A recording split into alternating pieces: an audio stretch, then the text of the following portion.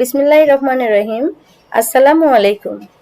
শিল্পীস কিচেনের সকল দর্শকদের জন্য আজকে থাকছে চিকেন বিরিয়ানি রেসিপি। তো বাসাতে খুব সহজেই চিকেন বিরিয়ানি বানিয়ে নেওয়া যায়। আমরা খুব ঝটপটভাবে এটা তৈরি করে নিতে পারি। তো আজকে আমি খুব সহজভাবেই বাসায় কিছু উপকরণ দিয়ে এই চিকেন বিরিয়ানি আপনাদের সামনে উপস্থাপন করব। তো চলুন রেসিপিটি শুরু করা যাক।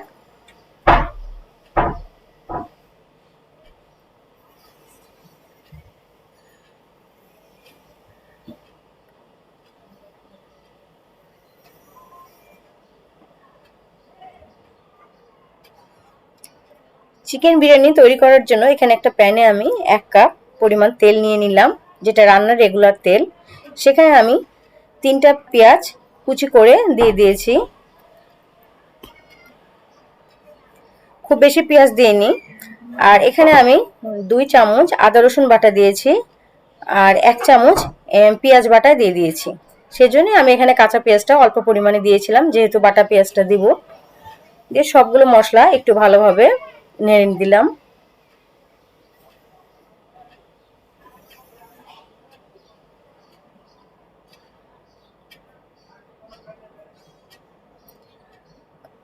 যেহেতু মশলাটা নিচে একটু লেগে যাবে, সেজন্য অল্প একটু পানি দিলাম। আর এখানে আমি টমেটো কেচাপ দিয়ে দিলাম কিছুটা, আর এখানে চিলি সসও দিয়ে দিয়েছি কিছুটা।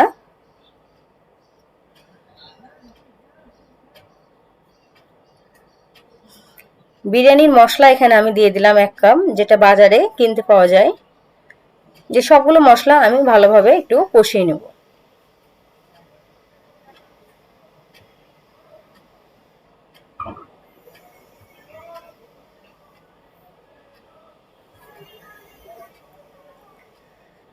এ পর্যায়ে আমি এখানে 2 চামচ লবণ দিয়ে দিলাম। লবণটা একদমই মাংস বা চালের উপর নির্ভর করে, এটা অনেকেই জানেন, আপনারা নতুন করে বলার কিছু নেই।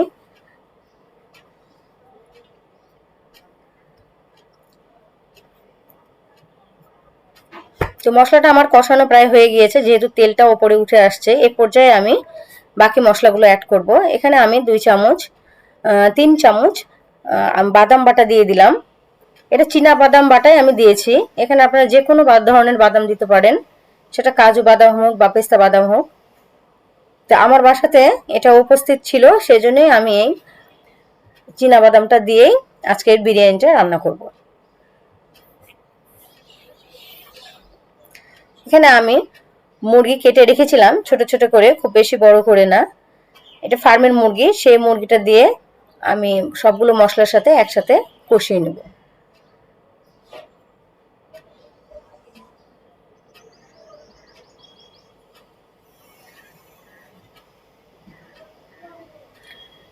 এখানে আমি টক দই দিয়ে দিয়েছি। এই টক দইটা আমি বরাবরের মতো এবারও বাসায় তৈরি করে নিয়েছি। দুধ আর একটু ভিনেগার দিয়ে তৈরি করে নিয়েছি। যে সবগুলো উপকরণ একটু ভালো করে আমি কষিয়ে নেব।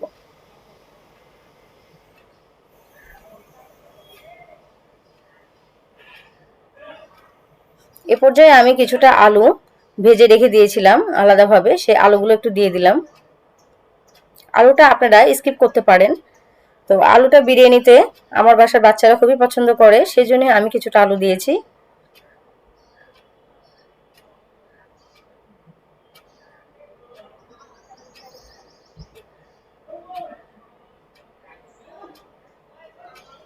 মাংসটা কিন্তু প্রায় সিদ্ধ হয়ে এসছে, এবং আমার ঝোলটাও কিন্তু, মুরগির ঝোলটাও কিন্তু গাঢ় হয়ে এসেছে। এ পর্যায়ে আমি মাংসগুলো উপর থেকে তুলে নিব।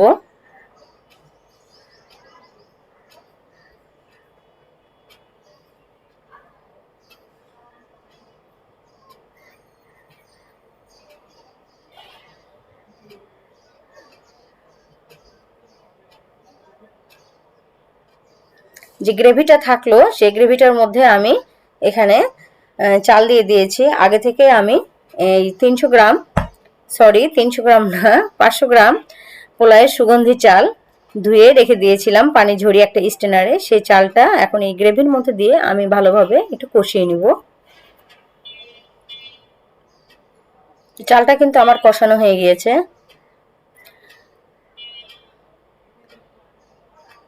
500 গ্রাম চাউলের জন্য সাধারণত 1 কেজি পানির প্রয়োজন হয়। এখানে কিন্তু আমি 1 কেজি পানি ব্যবহার করব না, যেহেতু আমি চালটা ভিজিয়ে রেখেছিলাম আগে থেকে, সেজন্য এখানে আমি 900 গ্রাম পানি ব্যবহার করেছি।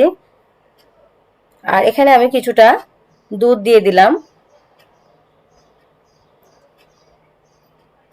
দুধ, বাদাম বাটা, সস এগুলো দিলে বিরিয়ানির টেস্টটা আরও একটু দ্বিগুণ বেড়ে যায়, সেজন্য আমি এগুলো অল্প অল্প করে সবগুলো ব্যবহার করেছি।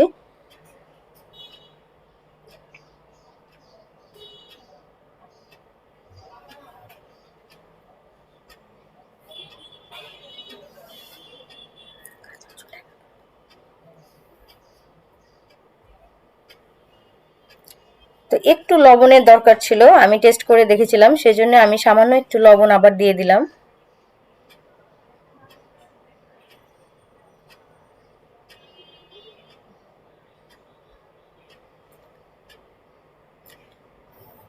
তো চাউলটা যখন প্রায় 60% সিদ্ধ হয়ে এসছে, সে পর্যায়ে আমি যে মাংসটা কষিয়ে রেখে দিয়েছিলাম সে মাংসগুলো দিয়ে দিলাম মুরগির।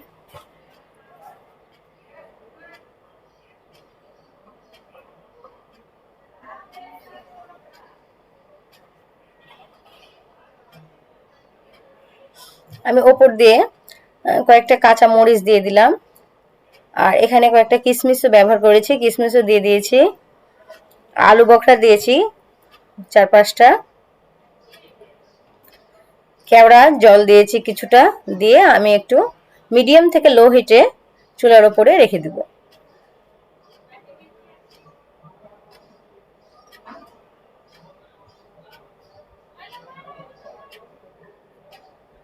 আমি এর মাঝে একটু ঢাকনাটা খুলে আর একবার ভালোভাবে এপাশ ওপাশ করে একটু নেড়ে দিয়েছি।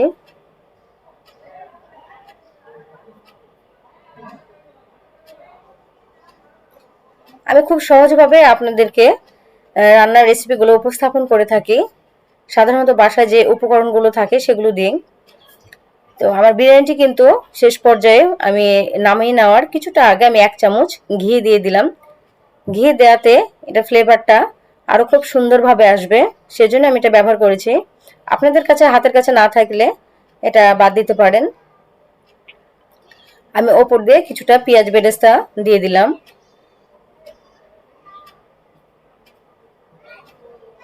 আর সামান্য কিছুটা চিনি দিয়েছি।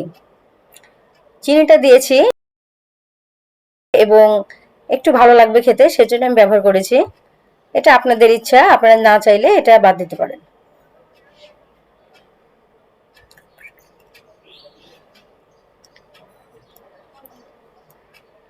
বিরিয়ানিটা কিন্তু একদম ঝরঝরে হয়েছে, দেখুন। এখন আমি এটা একটা প্লেটে সার্ভ করে নিব। চালটা কিন্তু একদম পরিমাণ মতো সিদ্ধ হয়ে গিয়েছে। আজকে আমি খুব সহজভাবে আপনাদেরকে এই বাসায় চিকেন বিরিয়ানিটা তৈরি করে দেখিয়েছি। তো আপনারা একবার হলে এটা বাসায় চেষ্টা করে দেখবেন। যদিও আপনারা এটা করতে পারেন, তো আমার এই রেসিপিটি ফলো করে একবার হলেও করতে পারেন। আর আমার এই রেসিপিগুলো আপনাদের কেমন লাগলো অবশ্যই কিন্তু আমাকে জানাবেন। আর আমার এই রেসিপির যদি রান্নাগুলো আপনাদের ভালো লেগে থাকে অবশ্যই একটা লাইক ফলো দিবেন। আর আমার চ্যানেলটি সাবস্ক্রাইব করে আমার পাশে থাকবেন। তো আপনারা সবাই ভালো থাকবেন। আজকের মতো এখানেই বিদায় নিচ্ছি। আবার হাজির হব অন্য কোনো রেসিপি নিয়ে আপনাদের সামনে। আল্লাহ হাফেজ।